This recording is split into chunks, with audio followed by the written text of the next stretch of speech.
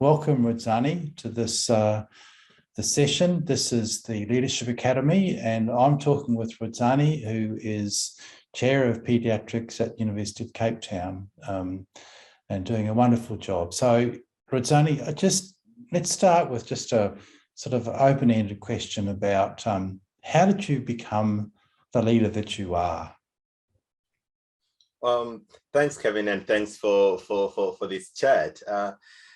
I've always felt in a way like I'm an accidental leader, if there's anything of the sort. I was doing other things and they just led me to where I am today. I mean, it's quite strange that although I'm in the departmental space, I actually came down from what will look like coming down from the faculty space.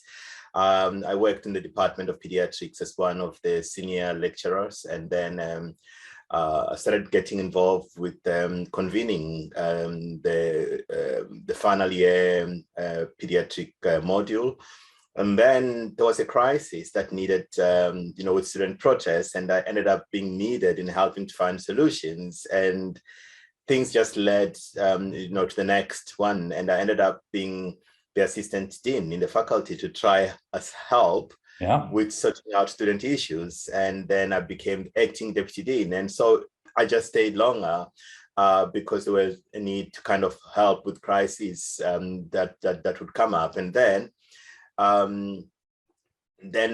this role of the head of department of pediatrics, when it came up, I had people encouraging me to apply for the role. And that's how I ended up being back in pediatrics as the head of department.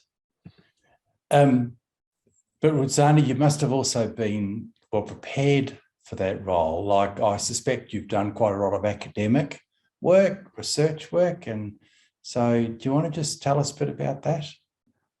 Yeah, you see, and maybe that's why I was saying I'm accidental, because I'm probably again an accidental academic. So I love research and numbers, but partly because it was fun, but on the other hand, because I've always seen it as a way of service. So what happened was I came to Cape Town. In fact, I studied here. That's where I did my pediatrics, and I left this Cape Town to go to a rural area to go and work as a medical officer. Although I was a specialist, I just worked as an ordinary medical officer, and I got a scholarship, which I thought I'll use to do a master's in statistics epidemiology at the London School. So that's basically how, because I thought I needed those tools to be able to give better service where I was, but those tools were also tools for research. So when I came back to Cape Town, because my wife wanted to study pediatrics, she dragged me back from the rural area to Cape Town. I then had to be an academic. But actually, interestingly, I got into doing research work because I was supporting other people with epidemiology and statistics. And that just led to another. And I thought of doing a PhD. And that PhD process allowed me to do other things and other research. And I looked up the other day and realized I've actually done slightly more than I thought I was doing. But it was almost accidental, and because I was supporting other people. But then the topic that I got involved in, I really found it very important because it was closer to primary care and primary health care that I thought was important for children. I find it fascinating that you went off to a rural area, and yet, I shouldn't say in spite of that, maybe that actually was assistive in many ways. You've then become professor and head of pediatrics. So, I think that shows that you don't just have to stick at the main center all the time. Would you agree with that? Yeah, I completely agree. I mean, someone was laughing when they saw my CV. They thought me going to a rural area would be career suicide in a way. But for someone who comes from Africa and from this continent where a lot of children still live in rural areas, I actually find myself very fortunate that I actually understand, one, where our students come from. I also understand the kind of population we should be training clinicians for and even training researchers for. Next week, for example, I've been asked to go to the rural province where I was born because they are launching a program, and there are a number of junior doctors that say to me, we look up to you.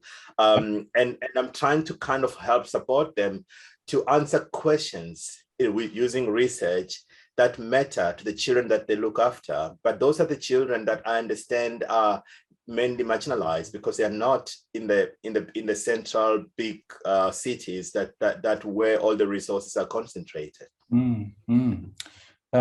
Yeah, I think that's a really good message to be giving. Do you think there was a critical decision or two you've made over the last few years, a critical decision that has enabled you to become the leader that you are? Or is it a whole series of minor things? What do you think? I think yes and no. And the yes part is that they're all kind of contained in the same theme than being a specific event, that I've always felt that I have a responsibility to respond to real needs of my context. And so the roles that I've ended up taking, I was not doing them because of a position, but because I thought there were real needs that I probably was in a better position or in a good position to respond to. And that's basically that. So I look back at my whole career and realize that it's the same theme has done that, has basically led me to where I am. It's just doing the next thing that I felt I needed to respond to. Yeah. Rudzani, what are your key principles that guide you in your professional life? What are those key principles? I think I've always, I remember when I was applying for my current role, I listed those as three things that I've worried about before. That one, I'm committed to the poor. Two, I value people. Yeah. And three, I'm responsive. And by keeping those things together, has allowed me, even in my own interactions, to value people, to be committed to the poor. And by poor is more a very generic role of those who need most intervention to help uplift them so that their full potentials can be realized. So I've always thought about it in every space, to value people, responsive to those that need an intervention. And that has guided me throughout. Yeah. These are wonderful principles, Rudzani. Thank you for that. Just shows the stature of you as a person. What advice would you give to somebody perhaps a bit more junior than you, who's perhaps aspiring to a role in leadership? How would you advise them? I think what I would really advise them is not to lose themselves. It's probably my greatest fear every time that almost all these roles seems to assume that you need to become something else other than what you are and who you are and the values that have guided you your whole life through. And all the time seems like a really great demand being made in your life is to make compromises that lose you in your whole life. So I would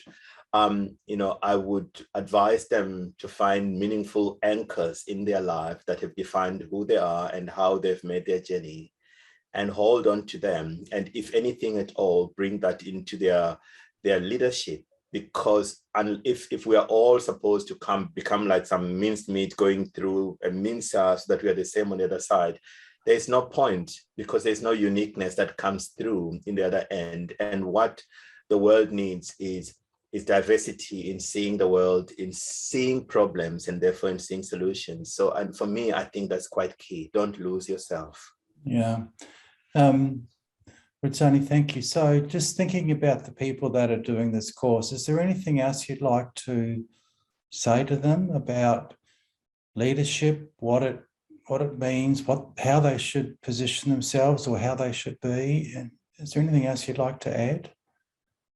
Yeah, look, again, maybe because I come from this rural area where we do look up, where we worship age, usually you see if you grow old and you don't lose your soul, you become wise.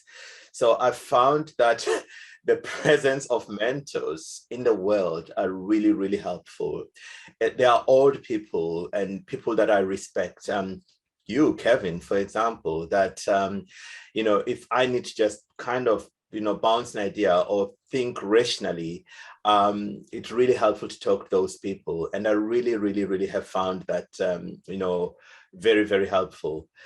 When I was talking about the values that have guided me, I probably should have reflected on some of the principles that have helped me. And I think even having those as embezzled in your brain makes a lot of sense. I mean, for example, two things for me that have always been important as true values is honesty and justice, and having those kind of guiding principles to guide your life, and then anchoring those with people who have walked before you as kind of role models. I think when you put those things together, they really help you to kind of feel some sense of direction in your life.